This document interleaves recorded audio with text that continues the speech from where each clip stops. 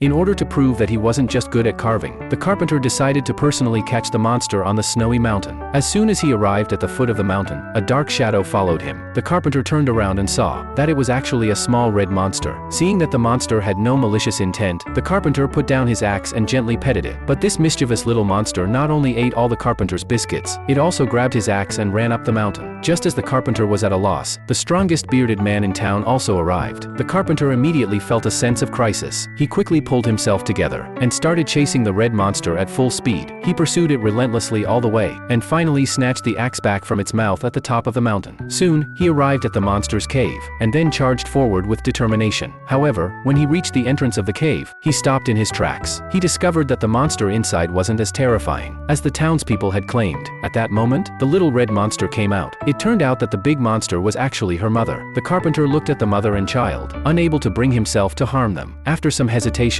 he put down his axe and threw away the picture of the monster. But just then, he saw the bearded man catching up. The carpenter didn't want the man to harm the monster and her child, so he decided to help them. Looking at the handicrafts in his bag, he came up with an idea. He found a big piece of wood and carved it into the shape of the monster. Then he threw the wooden figure toward the bearded man who was climbing up the mountain. Sure enough, the man thought he had found the monster. He raised his axe and split the wooden figure in two. Then, proudly, he blew the victory horn. The villagers immediately set off brilliant fireworks in his honor. The carpenter let out a sigh of relief. Even though he hadn't become the hero in the villagers' eyes, he had already become his own hero.